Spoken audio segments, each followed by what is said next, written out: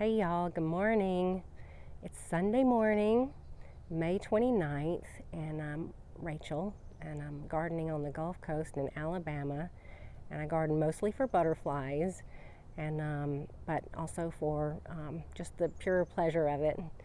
I've been super sick. I'm actually still sick this whole week, and I have had an upper respiratory infection, and all the work that I've done has been fueled by Advil, cold, and sinus, because let me tell you, that stuff will make you work in a frenzy. So I'm running on it right now, in fact. But I can't wait to show y'all what has been happening in the garden. So come along with me. I pulled out most of the agastache because it was just getting out of control. And I also pulled out a giant thing of violets, wild violets that had been growing right there, so things can be seen better now. And I brought these two pots out from the circle garden, and I'm just going to show you a close-up of this one because the Desdemona rose is blooming and it just looks so pretty. And this has got Russian sage in it and that coral nymph salvia. So this is Russian sage, and then the coral nymph salvia is right there. And then this is the Desdemona rose. Oh, and I should have deadheaded that before I came out here. But, oh, I just think that just looks so pretty together. And of course, that's just a sun impatient right there. And then pink pentas right here. And that's the Avarello carex grass. And then this right here is Duranta. And I've got still got a few of the little forget-me-nots going over here, but I'm just been really enjoying this combination right here. So that is a good thing about having stuff in pots. You know, you can rearrange things in pots. And the one that I have right here, this pot, I think I got it from Walmart. And so it's light, it's resin. But I don't know if you remember, I was going to do a little contest between Miracle Grow and Fox Farm. And this one's got Miracle Grow potting soil in it. And then this one over here has Fox Farm potting soil in it. And you can see I taped the thing from the thing. But you know what? They look exactly the same to me. Neither one is measurably better or worse than the other one.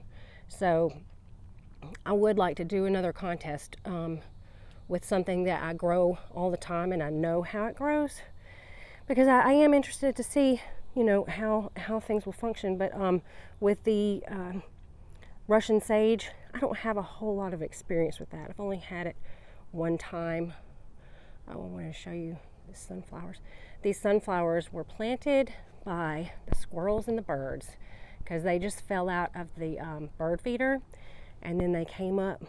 And so that's the kind of sunflowers that will grow from that black oil sunflower that you can just buy anywhere.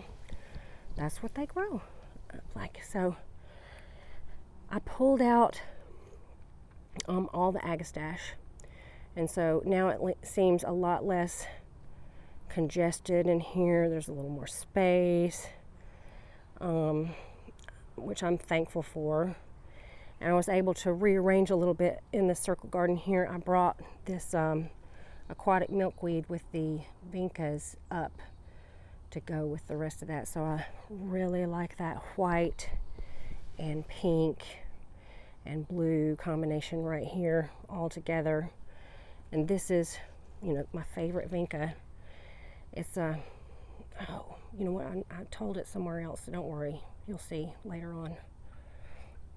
And then this is the aquatic milkweed. And then that's just that diamond frost euphorbia. One of them's doing really well. The other one's looking kind of weird and sad. But I had to rescue those from another place in the garden.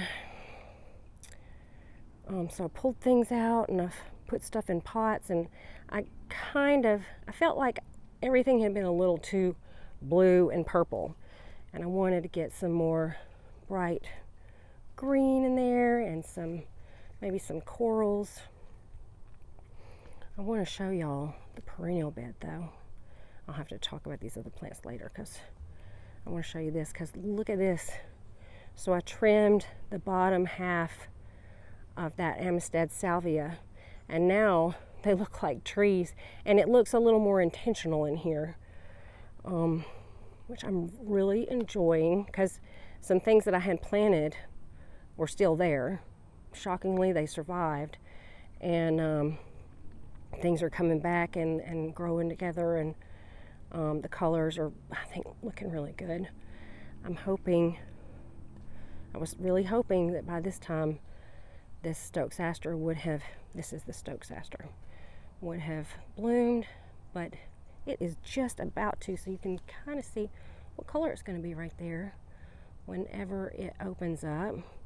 And I really, really hope that this Monarda and this coneflower will still be blooming. The coneflower probably will. I don't know about the Monarda. It looks a little raggedy already. I wanted to show y'all back here something that's cool.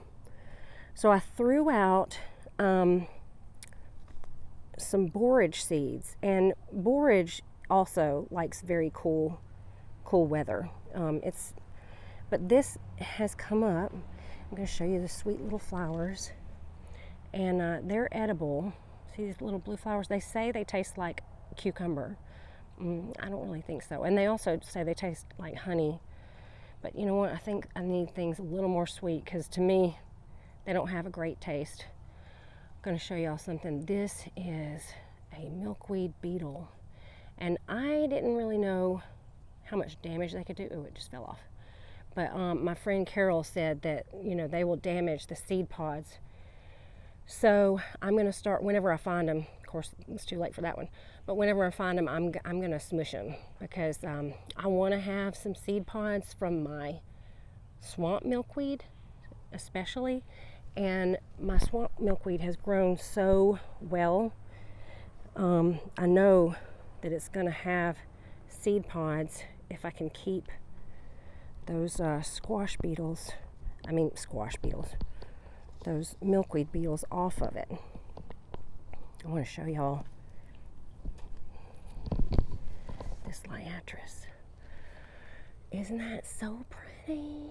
And this liatris is a native wildflower down here. We have them growing in the state park. They don't grow like that. This must be one that's been bred to be bigger and more showy, because the ones in the state park are extremely long, and they're probably like 3 or 4 feet long, maybe even sometimes 5, and they're floppy. They're just flopping over, you know, you just see them. I mean, I like them, and the butterflies like them.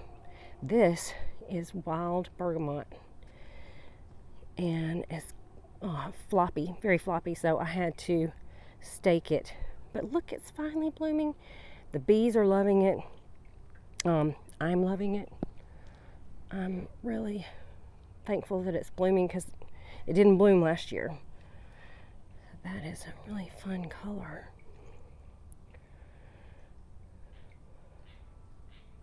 I put out beer last night to try to trap the slugs, and I didn't catch any slugs.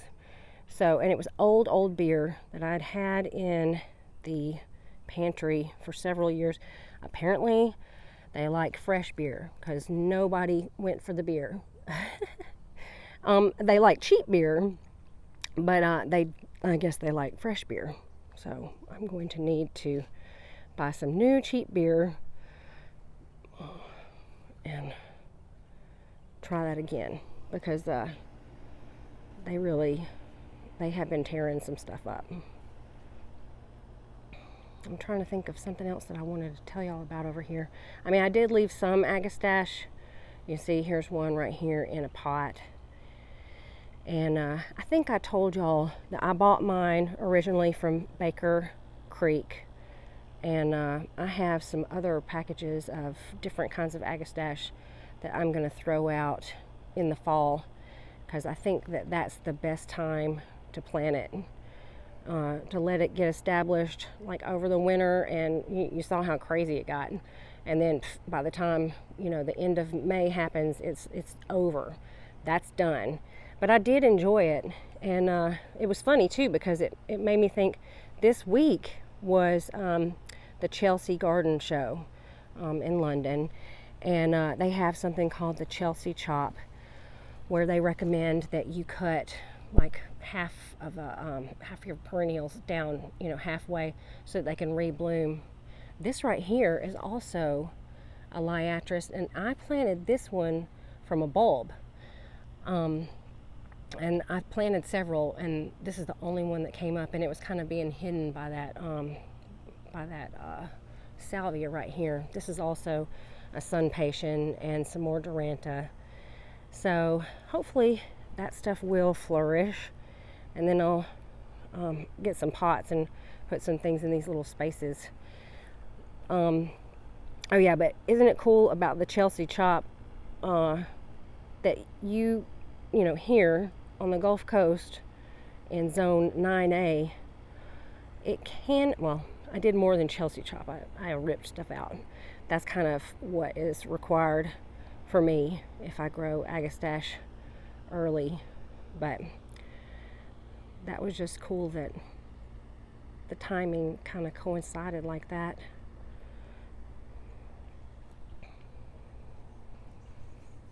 I'll just come along the edge here. I have a sad little borage right here that it has been dug up by the armadillo.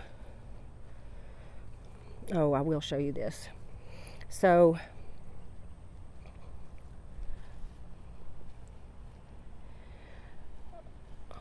the I'll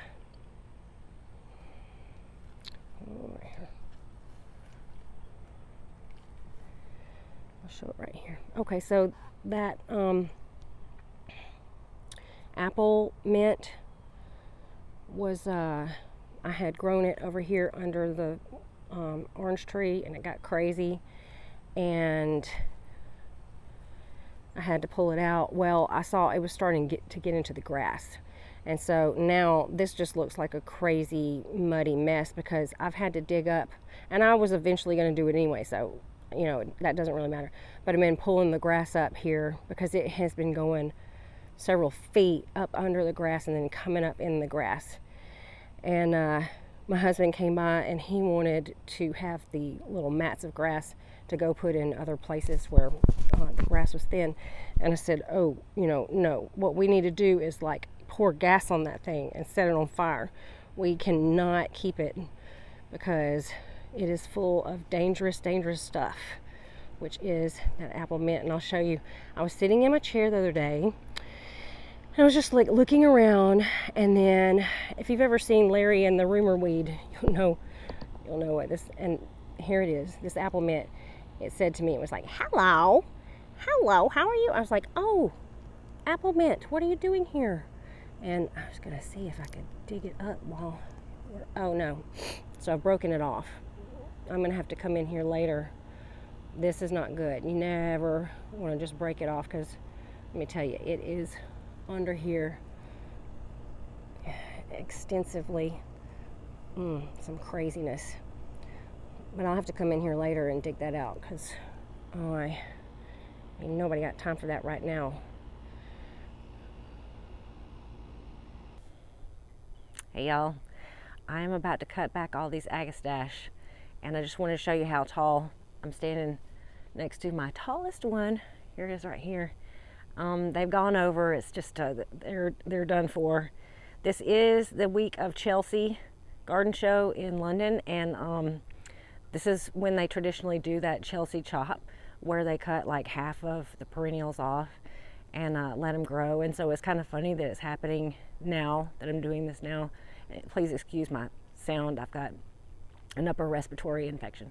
But so I'm gonna cut off the best heads of the seed heads here, and lay them out flat, out of the sun, like in the shade in my potting shed, and save the seeds for later. And then I'm gonna show y'all how it's gonna look later. I'm gonna do a 360-degree pan of the garden to show you what it looks like right now before I cut down the agastache. And I think I'm going to trim that pineapple sage and also that Amistad salvia. It's gotten out of control and it's just about to be just too heavy for itself, and the branches are going to break off. So it's time to try to save it by cutting it back. So here's the 360-degree transformation of the garden after I've pulled out most of the agastache. I still have some. I've trimmed the salvia.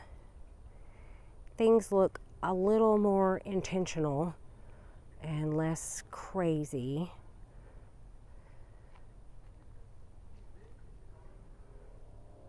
I'm excited about all the new changes.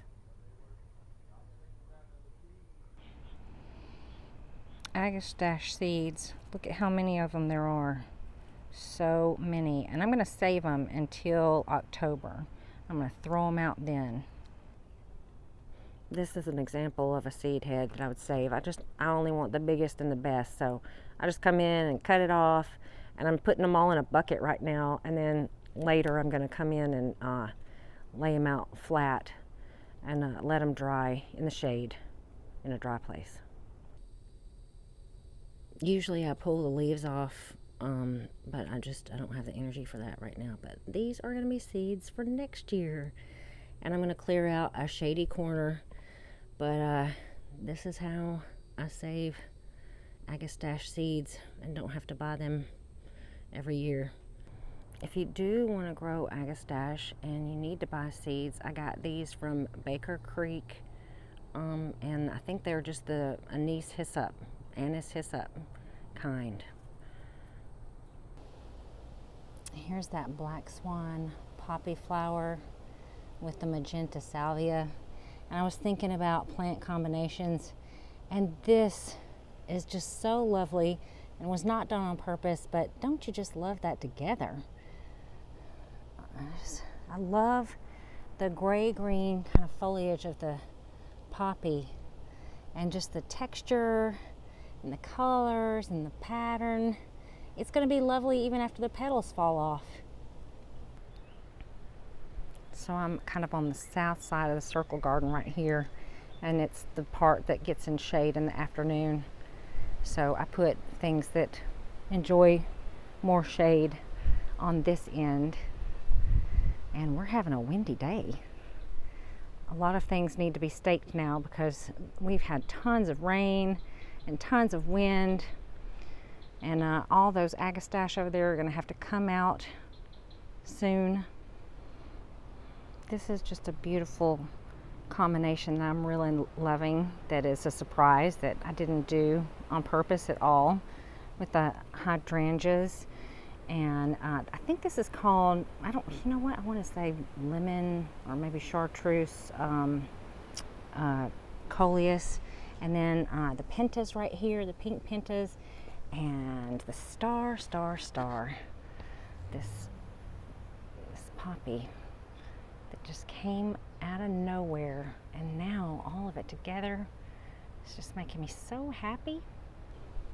This spot right here is about to be in the shade in a few minutes, and so I thought I would look at it from this direction with that coleus, the penta, the poppies, the hydrangeas, the errant, well, you see right there, the errant agastache, some more coleus, some pentas, hosta, and yarrow right there. And this, I don't know what it is. And I think it's about to bloom soon. So I'm excited about that. It's some sort of native plant.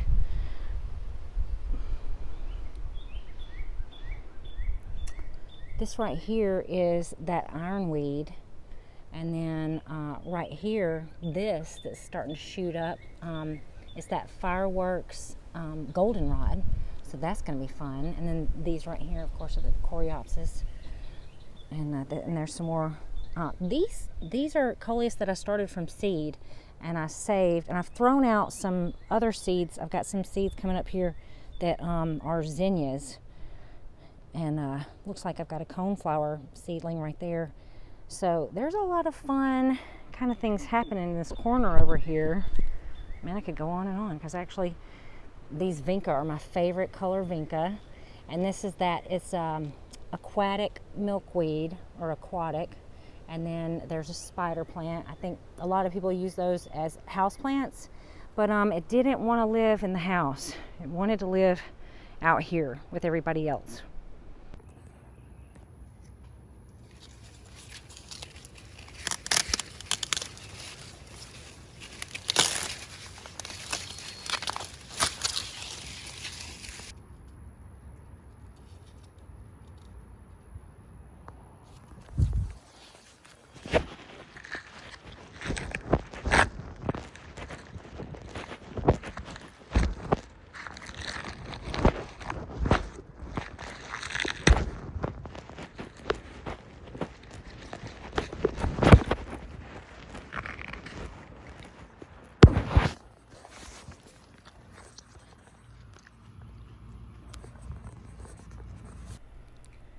It's Silver Queen hybrid. I am growing Candy in the yard. Just picked it. You don't even have to cook it. It's just so good. These pots have been sitting out here for the past few days, and so they've inadvertently turned into my rain gauge. Look at this. We've gotten 6 inches, over 6 inches of rain in the past maybe 4 days.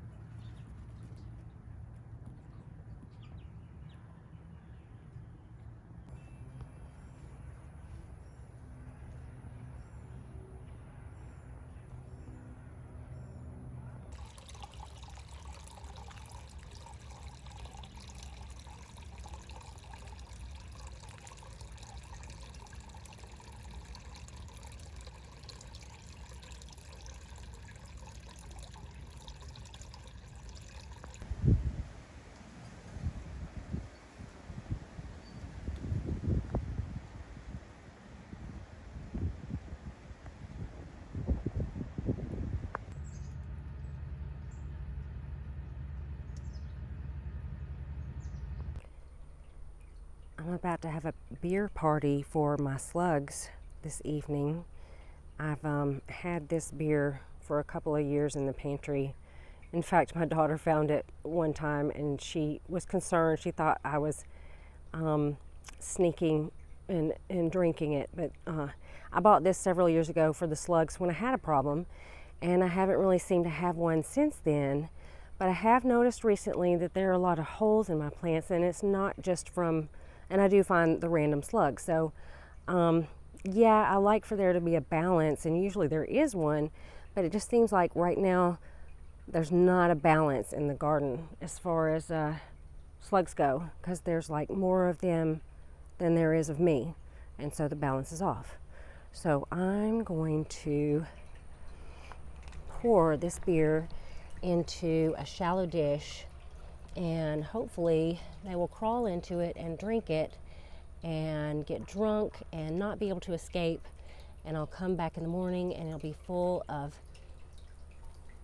very happy but dead slugs.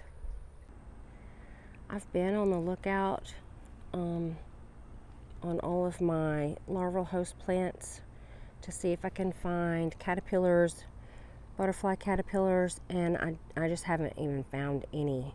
And but every time I come over here, and I've been looking at my milkweed, I've been looking at my dill, my fennel, I don't see anything, but I see a lot of predators like wasps and those tachinid flies, and it's very frustrating because I think they're getting to them before I am.